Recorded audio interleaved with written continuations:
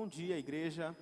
Eu gostaria de cumprimentar todos com a graça e a paz do nosso Senhor Jesus Cristo. Convido você a se colocar de pé nesse momento e a se confraternizar com o irmão que está próximo de você, dirigindo a ele um sorriso, um aceno, um cumprimento. Sejam todos muito bem-vindos a mais uma celebração da Primeira Igreja Batista do Pará. Vamos todos juntos louvar ao nosso Deus.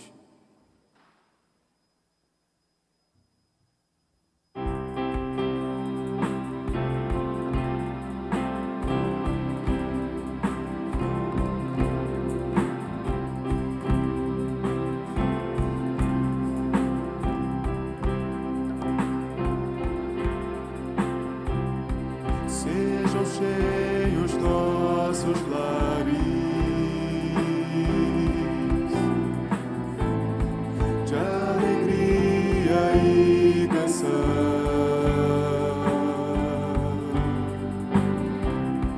que a justiça se espalhe.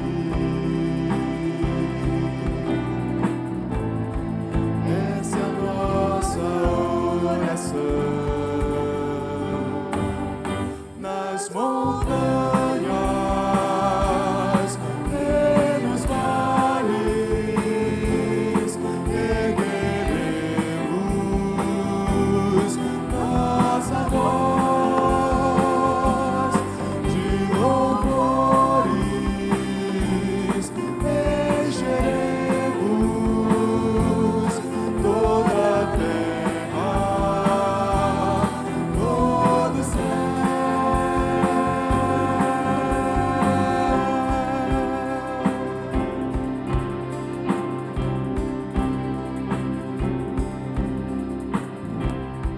Brilha nossa luz nas trevas, ao olharmos para a cruz.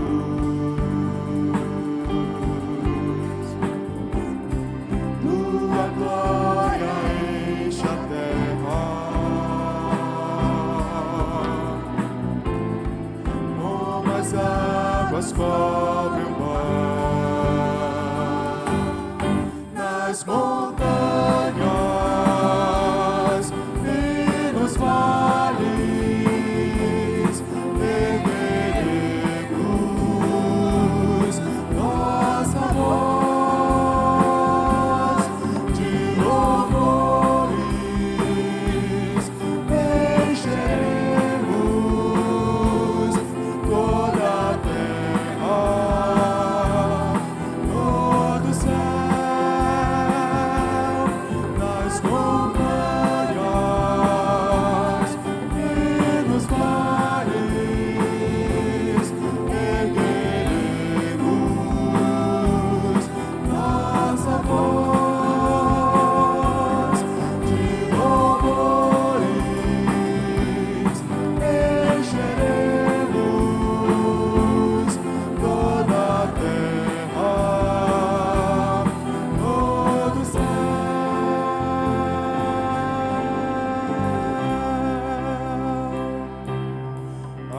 Aleluia, aleluia, aleluia, aleluia, aleluia,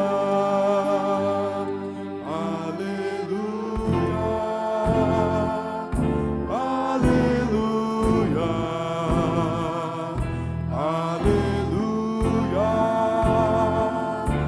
aleluia.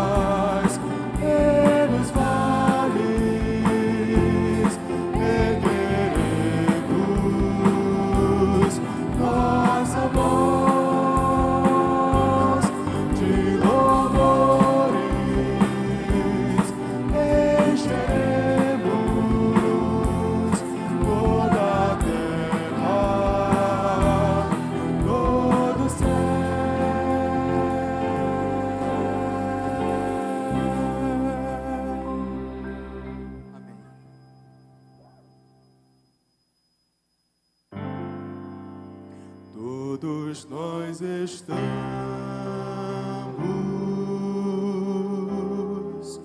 num santo lugar,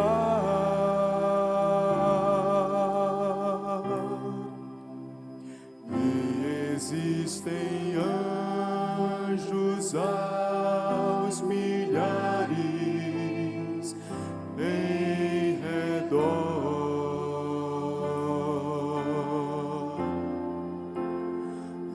Levantemos nossas mãos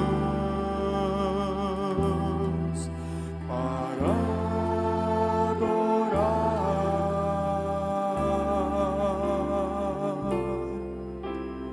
em tua presença, ó Cristo amado, neste santo lugar.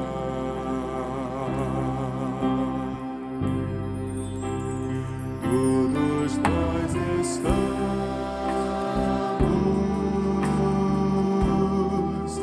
num santo lugar,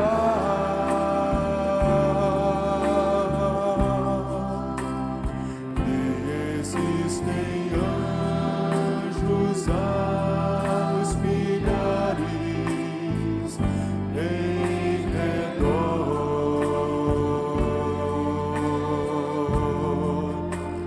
Levantemos nossas mãos para adorar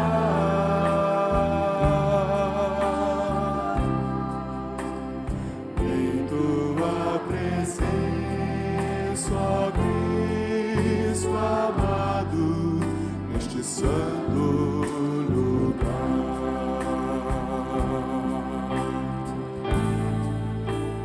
Todos nós estamos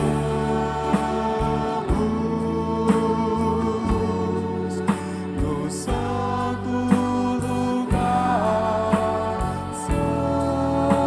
lugar, e existem anjos aos milhares em redor.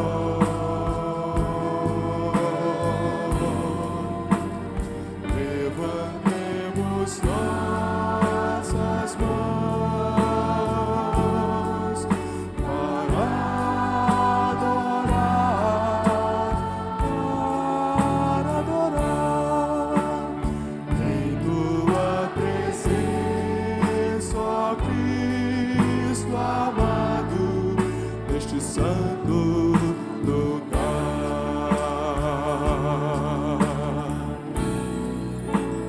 Todos nós estamos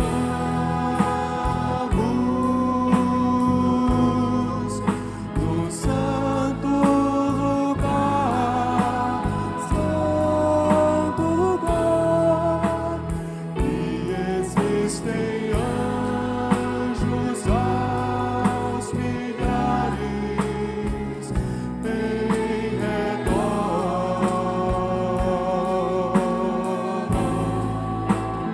Levantemos nossas mãos para adorar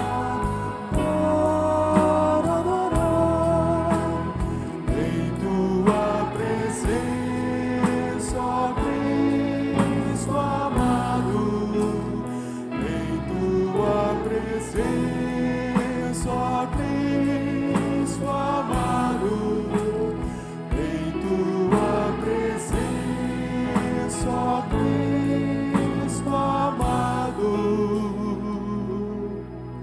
neste santo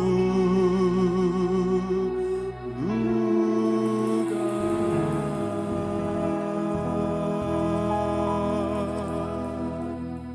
Amém. Vamos continuar louvando o nome que inspira o nosso louvor.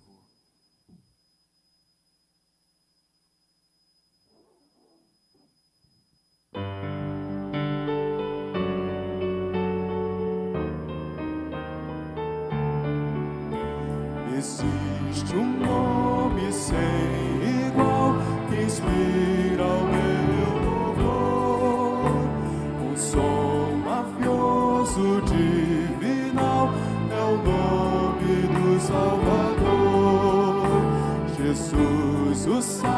Salvador me amou, sofreu cruciante dor, e minha vida libertou na força do seu amor. Nome que inspira o meu louvor, nome que inspira o meu louvor, nome que inspira o meu louvor, é o nome do Salvador. Jesus, por onde quer que eu vá, dirige o meu viver, conforto e força sempre dá, com seu amor e poder. No céu um dia cantarei, dos salvos a canção, e plenamente entenderei quão grande foi seu perdão. Nome que inspira o meu louvor, nome que inspira o meu louvor, nome que inspira o meu louvor, é o nome do Salvador. Nome que inspira o meu louvor, nome que inspira o meu louvor, nome que inspira o meu louvor, é o nome do Salvador, nome do Salvador.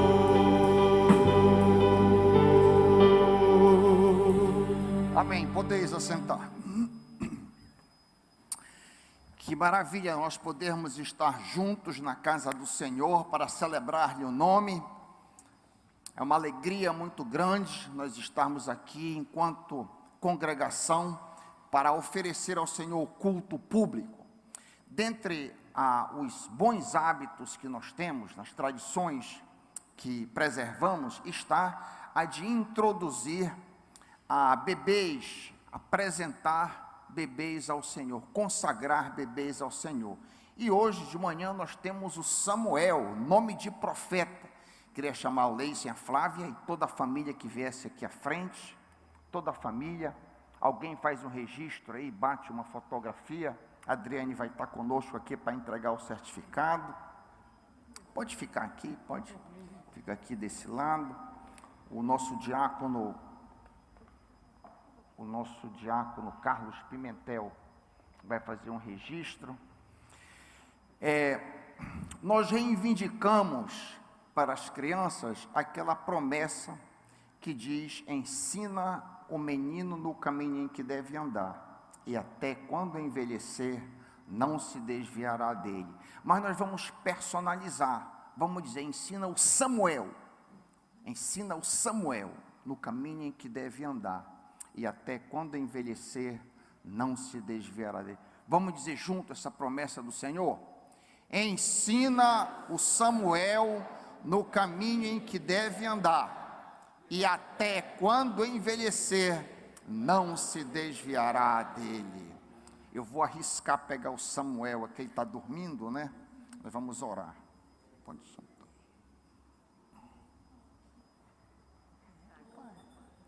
Vamos unir os nossos corações em oração. Pai querido, Pai de amor, nós apresentamos o Samuel no teu altar. Ó Deus, tem misericórdia dele, Pai. Guia todos os seus passos, que ele se converta tão cedo quanto possível, que ele experimente o novo nascimento e viva uma vida santa todos os seus dias. Nós pedimos por proteção de drogas, influências erradas, amizades perniciosas, todo tipo de influência que pode desviá-lo dos teus caminhos. Nós pedimos que tu o preserves em santidade e pureza por todos os seus dias. Pai, nós também pedimos sabedoria à família e a nós enquanto igreja, para ajudar a criar o Samuel nos teus caminhos. Nos ajuda a família, Pai, nós pedimos. Dedicamos o Samuel a ti, no nome do Pai, do Filho e do Espírito Santo. A igreja concordando diz: amém. Olha, estava me olhando aqui, ó. Adriane, pega isso. Pode botar por baixo. Bom. Deus abençoe vocês. Obrigado pela presença de vocês nessa manhã. Podeis assentar.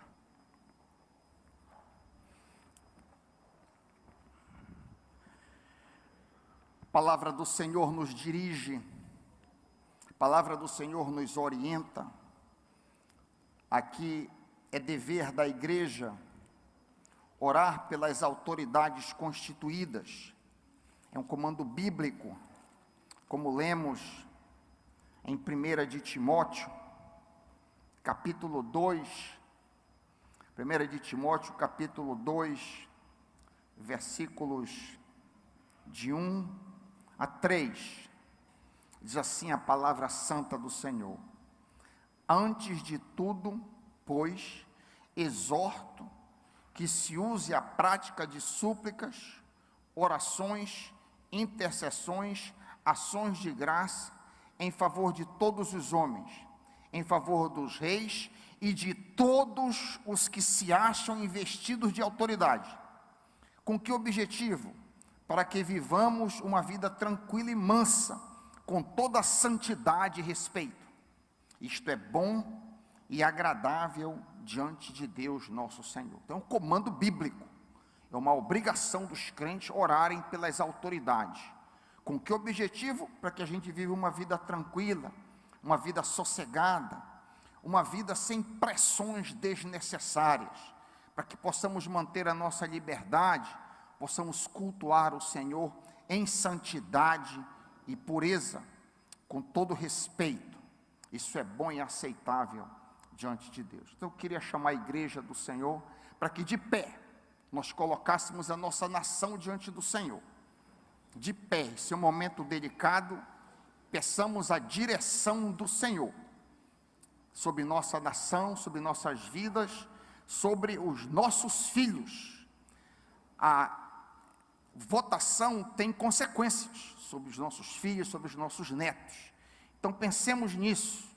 Vamos colocar as autoridades e o pleito que se aproxima diante do Senhor. A igreja vai orar. Pai querido, aqui está a tua igreja, onde reside todo o poder no céu e na terra. Jesus nos deu esse poder. Nós queremos colocar a nossa nação diante de ti, porque isso é bom e agradável a ti, para que vivamos uma vida tranquila, com toda a santidade e reverência. Colocamos, Pai, a nossa nação, os nossos governantes, os futuros governantes diante de ti. Tem misericórdia de nós, tem misericórdia da tua igreja. Pai, nós queremos pedir que homens que mais se aproximem dos teus valores sejam eleitos para o bem da nossa nação.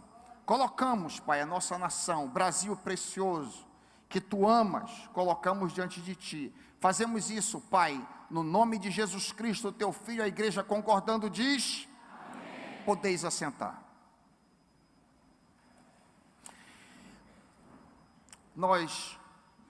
Quem nos visita, quem nos dá a alegria da sua presença, quem nos visita hoje pela segunda, aperta a mão ali daquele senhor que levantou a mão, alguém em cima, alguém nos dá a alegria da sua visita, levanta a mão, aí olha ali, aqui essa mocinha aqui, essa jovem, aperta, diga, seja bem-vinda. Aqui mais, não? Alguém à minha esquerda aqui, é um privilégio receber você na nossa casa. Temos aqui, acredito, a família da Flávia, que está conosco. Uma honra, uma alegria receber vocês nesta manhã.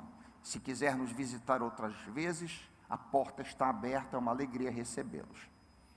Nós temos por praxe recolher dízimos e ofertas. Isso é uma responsabilidade dos membros da igreja e não dos nossos visitantes. Vocês são nossos hóspedes.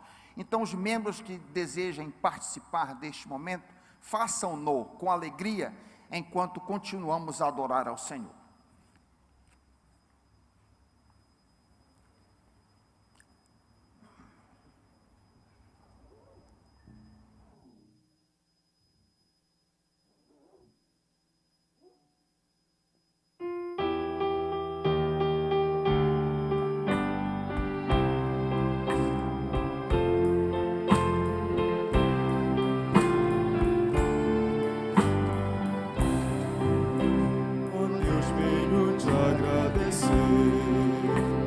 as bênçãos que vêm só de ti, de tudo que tenho que eu possa trazer o melhor sem medir, e assim ao irmão ajudar, também as missões sustentar, e a minha igreja manter, que o coração eu possa abrir, e a ti, ó Pai, engrandecer.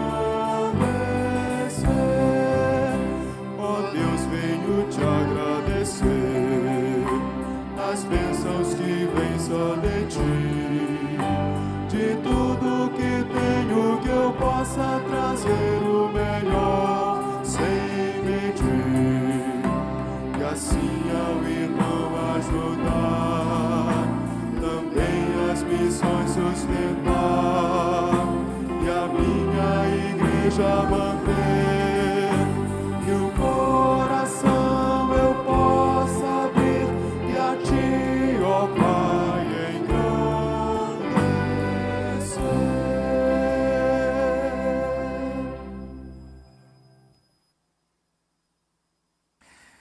Nós vamos agradecer a Deus pela generosidade dos irmãos que colocaram nas salvas a parte do labor dos irmãos. Nós vamos agradecer a Deus e pedir a proteção também para o irmão Cláudio e irmão Meg, que estarão de mudança, não é isso? Estarão de mudança para Brasília. É isso, que Deus abençoe vocês, fortaleça, dirija. O irmão diácono Carlos Pimentel tem uma palavra à igreja e depois orará, pedindo também misericórdia sobre mim. Bom dia, amada igreja, graça e paz da parte de Cristo Jesus, amém? Irmãos, na qualidade de relator da comissão de eleição da diretoria estatutária do biênio 2023-2024, eu venho aqui relembrar aos amados irmãos que hoje nós instauramos a nossa Assembleia Extraordinária para a eleição da diretoria. E a sessão de indicação ela vai se iniciar às 17 horas e terá por término o horário de 21 horas. A nossa indicação, hoje é o dia da indicação, ela funcionará na sala 101. Então, aos irmãos que são membros, né, que querem indicar outros irmãos para participarem da diretoria, estejam ali na sala 101 conosco, com o restante da comissão, para seguirmos nesse processo. E no mais, eu gostaria de conclamar aos irmãos que nós orássemos pelos indicados, para que o Senhor ele tenha misericórdia dos indicados e eles possam exercer e desempenhar da melhor forma possível a função estatutária que a eles for dada pela igreja, e por Deus, obviamente.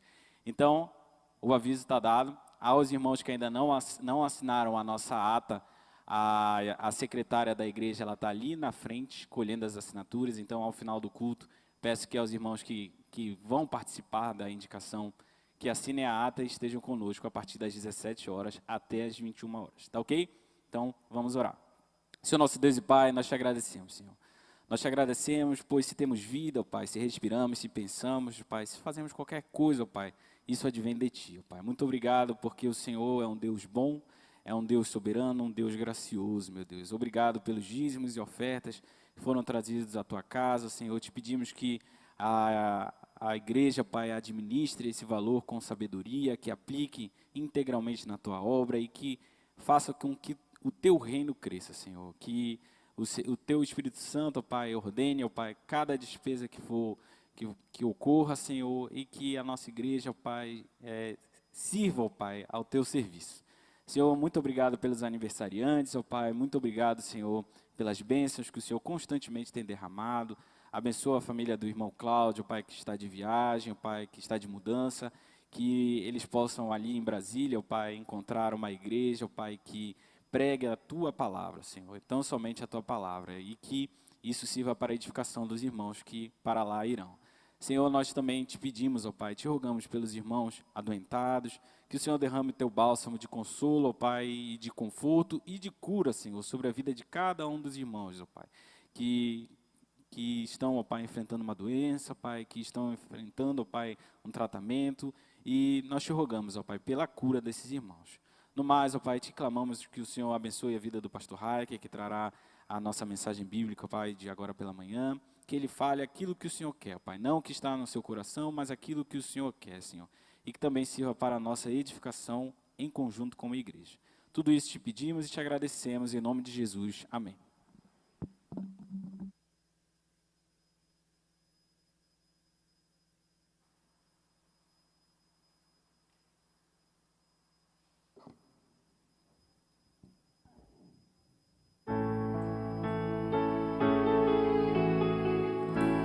Só Deus conhece o meu viver e o que preciso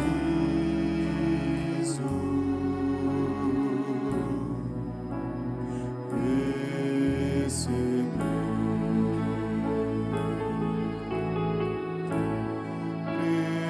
Prepara agora meu coração, Senhor, que tua glória nesta hora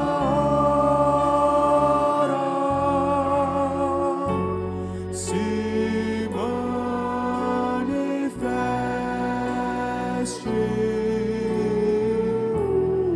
neste lugar. Só Deus conhece o meu viver e o que preciso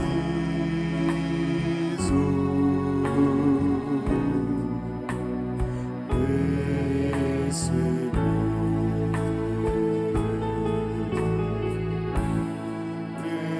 Prepara agora meu coração, Senhor, que tua glória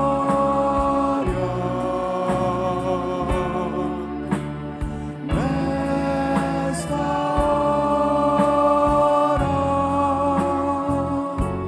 se manifeste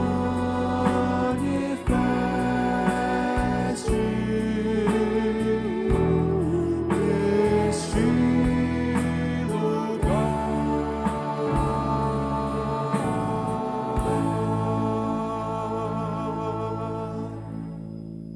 Quantos têm a inerrante, a infalível, a doce palavra do Deus vivo, ergam-na? Ótimo, queria que você abrisse essa palavra e deixasse no seu colo, que nós vamos fazer referência a ela durante a nossa breve reflexão. Evangelho de João, 6º capítulo, 35º versículo. João 6, 35. João 6, 35. Os que acharam, digam amém. Parece que a maioria não achou, porque o amém foi fraco, né? João 6,35 diz assim a santa palavra do Senhor. Declarou-lhes, pois, Jesus: Eu sou o pão da vida. O que vem a mim jamais terá fome, e o que crê em mim jamais terá sede. Palavra para o seu, para o meu coração, hoje à noite. Senhor Deus querido, me toma na tua mão, Pai, que eu desapareça e tu mesmo fales aos nossos corações. Que as palavras da minha boca e que o meditar do meu coração seja agradável a ti, rocha minha e redentor meu. E o povo de Deus a uma diz: Amém. Em um dos momentos mais extraordinários da vida do Senhor Jesus, em uma disputa com os religiosos na época, houve um embate, no qual Jesus alegou existir antes de Abraão. Vocês, a maioria aqui conhece o texto em João 8. Jesus, naquele duelo ali com os sacerdotes e as autoridades, disse que Moisés ansiou, Abraão ansiou, os profetas ansiaram, as autoridades do Antigo Testamento ansiaram pela vinda de Jesus, mas os judeus na época não estavam querendo receber Jesus. E aqueles homens então disseram: mas tu já vistes Abraão? Tu não tens 50 anos? Tu já vistes Abraão? E Jesus usa o termo que a Bíblia descreve para nomear a Deus. Vocês lembram que quando Moisés estava diante da sarça ardente, da sarça veio a palavra eu sou. Moisés perguntou: mas se eu for ter com Faraó? E eles disseram: mas quem foi que te mandou? E o Deus vivo diz a eles que eu sou te mandou. Foi exatamente esta palavra que Jesus utilizou naquele momento. Antes de Abraão, eu sou. João, o evangelista, seleciona 7 ocasiões diferentes, agrupando esse eu sou a uma outra característica qualquer. Eu vou dar aqui as 7. Eu sou o pão da vida. Eu sou a luz do mundo. Eu sou a porta. Eu sou o bom pastor. Eu sou a ressurreição e a vida. Eu sou o caminho, a verdade e a vida. E eu sou a videira verdadeira. Essa combinação, eu sou o pão da vida. O que quer dizer isto? O que Jesus quis transmitir com esta mesclagem do nome de Deus com pão? Por que Jesus uniu essas duas imagens? A imagem da vida, eu sou com pão. Se nós voltarmos ao capítulo anterior, que está aberto aí na tua coxa, a palavra está aberta diante de você, tenho certeza. Jesus havia dito que tanto o Pai que o mandou, como ele, Jesus, tinham o poder de dar vida. Ele diz em João 5, 21 e 26, ele diz assim: pois assim como o Pai levanta os mortos e lhes dá vida, assim também o Filho dá vida a quem ele quer. Jesus reitera: pois assim como o Pai tem vida em si mesmo, assim também deu ao Filho ter vida em si mesmo. Mas que vida é essa? Ao que tipo de vida Jesus está se referindo? Ele está se referindo a um poder que pode ser conferido tanto para dar vida física, cura e ressuscitar dentre os mortos, como vida espiritual. O contexto imediato: Jesus acabou de curar no tanque de Betesda um homem que estava paralítico há 38 anos, João 5, de 1 a 9, curou este homem e mandou que ele andasse, demonstrando poder de cura, poder de dar vida. Os religiosos questionaram porque a cura havia acontecido no sábado. Jesus disse para eles: escutem, maiores coisas do que estas, a cura do paralítico, maiores coisas do que a cura do paralítico, eu vos mostrarei, a fim de que ficais maravilhados. João 5, 28. Pois assim como o Pai ressuscita e vivifica os mortos, assim também o Filho vivifica e ressuscita aqueles quem Ele quer. Nos 2 anos que se seguiram, Jesus de fato ressuscitou mortos, como a filha de Jairo, Lázaro e o filho da viúva de Naim. Além desses, Nós sabemos que Jesus deve ter ressuscitado uma grande quantidade de pessoas, se nós examinarmos Lucas 7, 20 a 22, que Jesus, quando os emissários de João Batista vieram ter com ele, Jesus disse: olha, manda dizer que os cegos ouvem, que os coxos andam e os mortos são ressuscitados. Aparentemente isso era uma coisa comum no ministério do Senhor Jesus, embora nós só tenhamos esses 3 registros de ressurreição dos mortos. Então Jesus tem o poder de dar vida física, de curar, ressuscitar e também dar vida espiritual. Se você não tem vida espiritual, se você está nos visitando aqui hoje à noite, a cidade viu uma grande festa neste dia.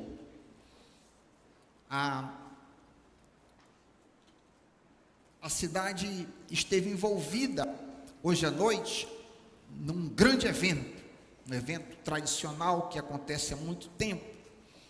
Mas eu lamento informar que este tipo de evento não pode conceder vida. Nenhuma outra pessoa, nenhum outro profeta, nenhum santo, por melhor que seja, Paulo, Pedro, Maria, quem quer que seja, não pode conceder vida.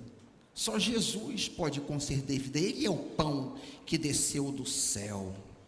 Se você nunca recebeu Jesus no seu coração, se você nunca se entregou a Ele, não a uma igreja, mas à pessoa de Jesus, você precisa desta vida, e é esta vida que nós estamos anunciando hoje à noite. Aqueles religiosos que estavam disputando com Jesus não aceitaram a vida que Ele estava oferecendo. Daí Jesus ter dito, abre aspas, não quereis vir a mim para terdes vida. João 5,40. Disse mais o Senhor Jesus a eles: eu vim em nome de meu Pai, e vós não me recebeis. Se outro vier em seu próprio nome, certamente o recebereis. Curiosamente, antes de Jesus e depois dele, muitos vieram e têm vindo com uma suposta reivindicação de poder de dar vida. Às vezes, Messias, como por exemplo, antes do Senhor Jesus, Simão de Pérea, que de acordo com Flávio Josefo, promoveu uma rebelião e se intitulou Messias. Gamaliel diz que 2 vieram na época do Senhor Jesus, Teudas e Judas Galileu. Depois que Jesus foi assunto aos céus, apareceu um outro Messias, Atronges. Tinha 4 irmãos e fizeram uma insurreição contra Herodes Arquelau, filho de Herodes.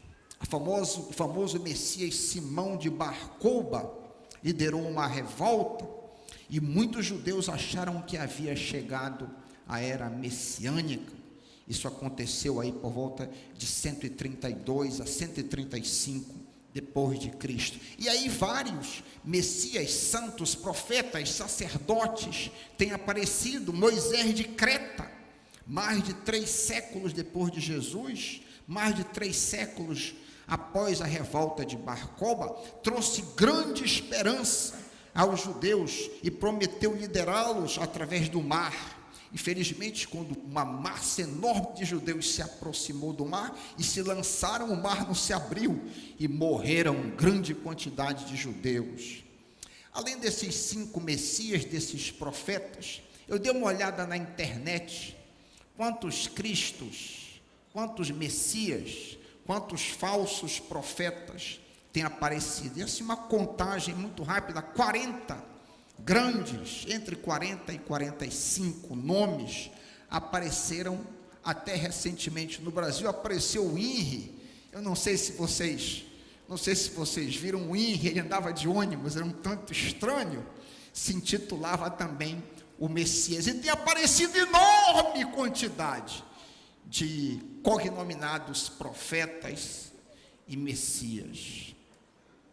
Quanto aos falsos profetas, quanto aos falsos sacerdotes e pastores, Jesus garantiu 3 coisas: haveria grande quantidade deles, haveria muito engano da parte deles, e eles fariam, pasmem, sinais. Você sabia disso? Jesus prometeu, Jesus assegurou que muitos virão em meu nome, dizendo: eu sou o Cristo, eu sou o Messias, e a muitos enganarão. Não são poucos que serão enganados, são muitos. Igualmente, hão de surgir muitos falsos profetas, e enganarão de novo a muitos. Mateus 24, 5 e 11. Ainda mais, disse Jesus, Mateus 24, daí 23 e 25. Se alguém vos disser: eis aqui o Cristo, ou ei-lo ali, não acrediteis, porque hão de surgir falsos cristos e falsos profetas, ouçam com atenção, e farão grandes sinais. Não se impressionem com sinais, meus irmãos. Eu não sei se eu já contei essa experiência aqui, mas eu fui a um culto alguns anos atrás, em um local bem conhecido por ser central, e um profeta, por sinal, se intitulando profeta, pingando, pregando com muita efusividade, com muita força, e esse homem começou a dizer uma luz, graça, dizendo o nome das pessoas, aparentemente sem conhecê-las. Começou a dizer número da identidade, número disso. E eu assistindo aquela cena toda com um amigo meu, hoje pastor, na época aluno lá do seminário, e aquele sinal. Eu fiquei esperando ele. Eu nunca tinha visto aquele homem na vida, nunca vi antes e nem vi depois. Mas eu fiquei esperando ele chamar pelo meu nome também. Vai dizer o meu registro, a minha história. Assim ele falou muitas coisas e fez supostamente grandes sinais. Não sei se eu poderia intitular isso de um grande sinal, mas fez um sinal ali. O importante é que você não se impressione com esse tipo de coisa. Eu vou falar daqui a pouquinho o que é que marca um falso profeta de um verdadeiro profeta. Alguns meses mais tarde, por sinal, para que eu feche a história, o meu amigo Fábio Roque de Souza disse para mim: pastor Raik, o senhor lembra daquele culto do meio-dia que nós fomos juntos, naquele lugar assim? Eu disse: claro, jamais esquecerei. Fiquei impressionado com a efusividade daquele profeta, com a força, suando e pregando em meio a grande poder. Pois é, pastor Raik, ele foi encontrado em um motel com duas menores, acabou preso e gerou uma grande confusão na igreja, essa situação com a família dele, com a esposa. Então não se impressionem com sinais. Jesus avisou: eis que de antemão vou-lo tenho dito, Mateus 24, 23 a 25, muitos virão. Qual é a marca do falso profeta? Existe uma maneira de nós identificarmos, já que Jesus está tratando nisso aqui. O falso profeta fala o que o povo, o que a carne quer ouvir. Essa é a marca. O falso sacerdote fala, diz o que nós queremos ouvir. E o verdadeiro profeta diz o que nos repreende, o que muitas vezes nós não gostamos de ouvir. Fala sobre os nossos pecados e nos acusa. O falso profeta oferece bens materiais, saúde. Quem é que não quer saúde? Todo mundo quer saúde. Ele oferece casa, dinheiro, carro, e as multidões os seguem. Embora esse desejo sempre esteja presente na raça humana, no final dos tempos esse desejo se acentuará. Paulo nos avisa disso em 2 Timóteo 4:3, diz Paulo: porque virá o tempo em que não suportarão ouvir a sã doutrina, a verdade, mas tendo grande desejo de ouvir coisas agradáveis, ajuntarão para si mestres, segundo os seus próprios desejos. E os falsos profetas se aproveitam desse desejo carnal. A forma então de identificar é que os mestres supostos oferecem benesses materiais, enquanto que o verdadeiro profeta prega uma vida de renúncia e santidade.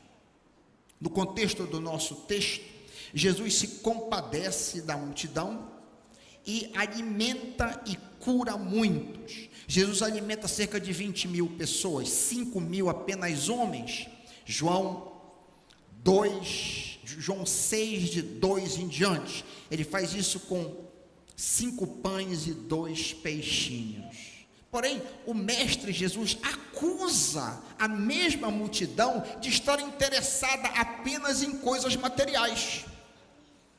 Jesus os confronta dizendo: em verdade vos digo que me buscais, não porque vistes os sinais, mas porque comestes o pão e vos saciastes.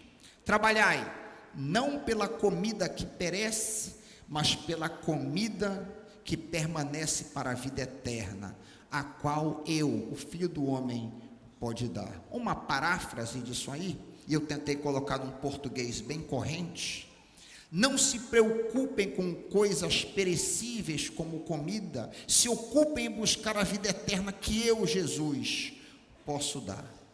Há uma grande lição para mim e para você hoje à noite. Nós que amamos a verdade, ou que deveríamos amar a verdade, nós devemos ter interesse em Jesus pelo que Ele é, e não apenas pelo que Ele pode nos dar. Isso que motivou os mártires a serem tochas no jardim de Nero.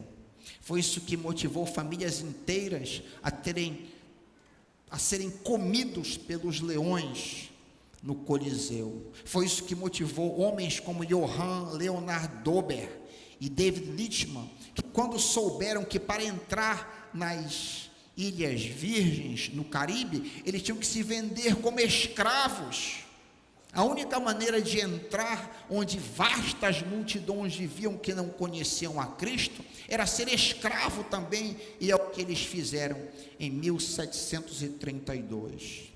Diz a história que quando eles estavam saindo do porto e os seus familiares contemplando, muito agoniados com a saída dos 2 missionários, eles gritaram: que o cordeiro que foi morto receba recompensa pelo seu sofrimento.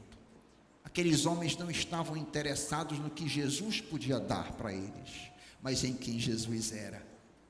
Esse é o seu interesse? Os ouvintes de Cristo pensaram que deveriam fazer algo para obter a vida eterna. Tanto é assim que eles perguntaram, 6:28, que faremos para realizar as obras de Deus? Em outras palavras, que tipo de atividade devemos fazer para conquistar a vida eterna? Jesus responde, 6:29, a obra de Deus é esta, que creiais naquele que foi por ele enviado. A maior obra que nós podemos fazer nesta vida, meu irmão, minha irmã, meu amigo, não é dar comida aos pobres, fazer jejum, vir à igreja frequente e regularmente, honrar pai e mãe, não é amar os nossos filhos, não é ser fiel aos cônjuges, não é ser honesto diante dos homens, não é ser trabalhador ou ser gentil, não é mesmo dar o corpo para ser queimado. A maior obra que nós podemos fazer é crer, colocar confiança em Cristo Jesus. Essa é a maior obra. Interessante, não é bem uma obra, é um ato de fé no qual eu me jogo, eu me lanço em Jesus. Receber Jesus como o pão da vida significa depositar nele a nossa confiança, se apossar dele, estar unido a ele, comer a sua carne, como ele mesmo diz. Disse Jesus, 6:51, texto que está aí, no mesmo capítulo: Eu sou o pão vivo que desceu do céu. Se alguém dele comer, viverá eternamente. Jesus é a comida que dá vida para a alma. Porém, da mesma forma como o pão que não é comido não satisfará a fome, assim também é necessário nós nos apossarmos de Jesus para que a nossa alma seja satisfeita. Jesus é o pão que concede vida para todos que estão mortos em delitos e pecados, a saber, todos que não nasceram de novo. Efésios 2:2, João 3:3. Pesquisando para este sermão, eu descobri algumas coisas interessantíssimas que falaram muito ao meu coração. Talvez você não saiba disso. Em Provérbios 3, a sabedoria é personificada como Filho de Deus. Os pais da igreja tinham muito a sabedoria como a personificação do Cristo. A sabedoria, em Provérbios, personifica Jesus como a árvore da vida para os que a alcançam. Provérbios 3:18. O pão da vida, Jesus Cristo, é produzido de forma emblemática na árvore da vida. Gênesis 2:9.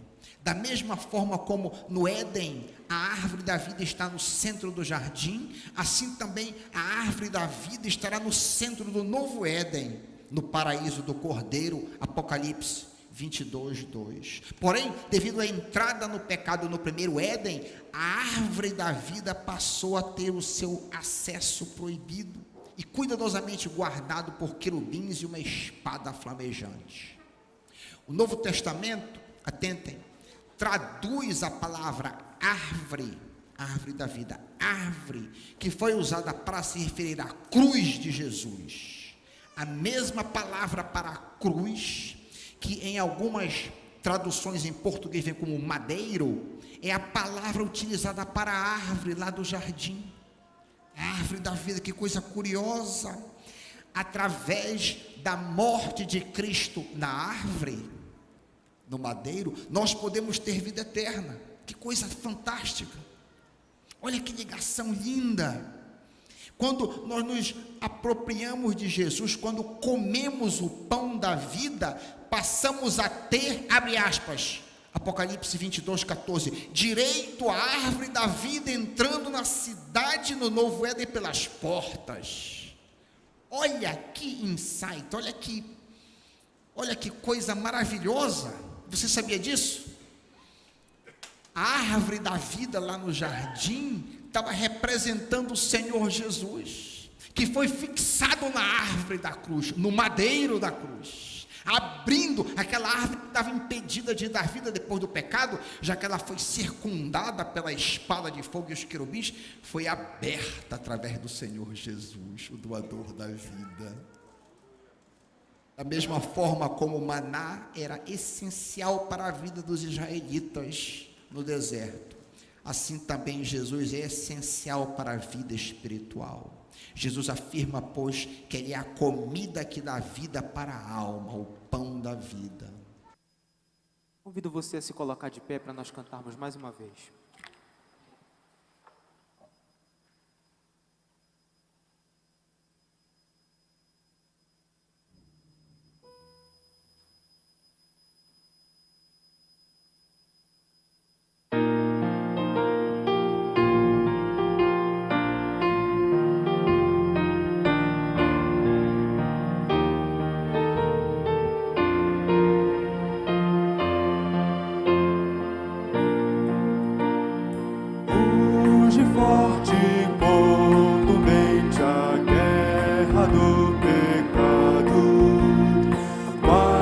Os teus clamores vis não podem me afligir. Sei em quem confio, pois na rocha estou firmado. E celestes bênçãos irei fruir, olhando para Cristo, grande autor da salvação. Prossigo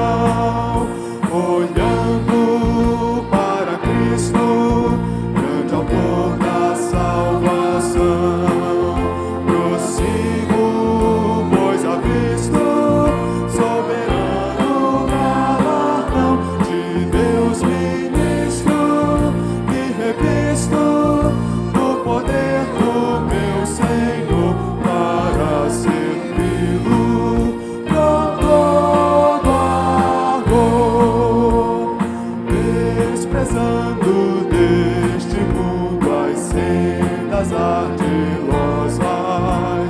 Volto meu olhar pra cruz de quem me resgatou. Nele tenho na alma então as bênçãos muito gloriosas. E feliz com Cristo cantando vou, olhando para Cristo, grande autor da salvação. Prossigo, pois avisto, soberano galardão de Deus ministro, me revisto do poder do meu Senhor para servi-lo.